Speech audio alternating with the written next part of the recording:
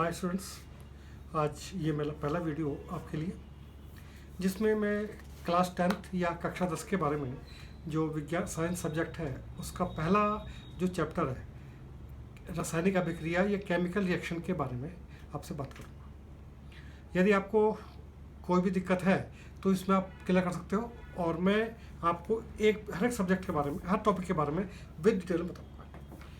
आइए शुरू करते हैं कि हमारे यहाँ रासायनिक अभिक्रिया केमिकल रिएक्शन क्या होती है।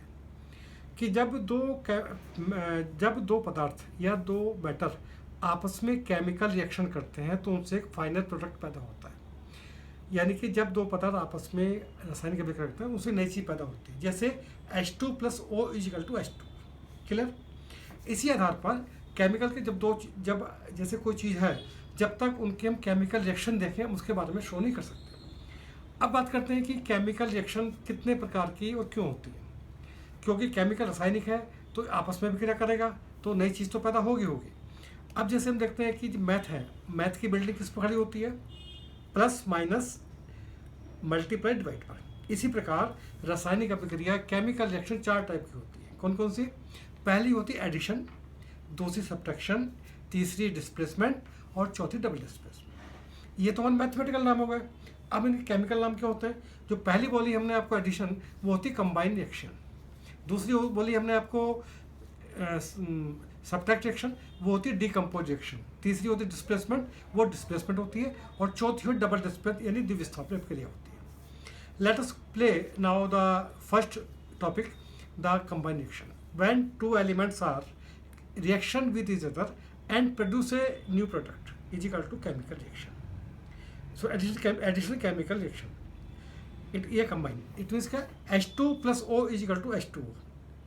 C + O2 = CO2. C + O = CO. But here the question arises, where हमने यहाँ पर C 2 बार लिया है। जो पहला C लिया है वो पेपर और लकड़ी के लिए लिया है, और जो तीसरा C लिया है सेकंड रिएक्शन में वो कोयले के लिए आया है। अब तीसरा आता है हमारा डिकम्पोज, सब्ट्रैक्शन यानी कि टूटना। उसमें जो फाइनल प्रोडक्ट होता है, जब उसको गर्म करते हैं, हीट करते हैं, तो वो दो चीज़ों में टूट जाता है। जैसे पानी है, H2O को 100 डिग्री पे गर्म करेंगे तो H2O अलग हो जाएगा। ये हमारी क्या बोलते हैं, सब्ट्रैक्शन रिएक्शन कहलाती है। इसी प्रकार NaOH को गर्म करेंगे तो Na अलग OH अलग हो जाएगा। इसको हम एक्सोथर्मी रिएक्शन भी कहते हैं। ऊष्मारोधी अभिक्रिया, क्योंकि इसमें ऊष्मा पैदा होती है। दूसरा क्या है कि आपने देखा होगा कि अगर हम NaOH को लिक्विड फॉर्म में गर्म करेंगे तो वो भी Na + OH में कन्वर्ट हो जाएगा। ये हमारी डिकम्पोज रिएक्शन के एग्जाम्पल्स। तीसरा आता है हमारा बहुत अच्छा सा विस्थापन अभिक्रिया, डिस्प्लेसमेंट। उसमें तो प्लेस चेंज करना है। जैसे हमने 9th क्लास में फिजिक्स में पढ़ा था कि डिस्प्लेसमेंट डिस्टेंस का डबल होता है, डिस्टेंस प्लस माइनस। लेकिन हम केमिकल की बात कर रहे हैं तो उसमें जैसे दो एलिमेंट आपस में रिएक्शन कर रहे हैं तो उसमें आपस में प्लेस चेंज हो जाता है। जैसे रिएक्शन है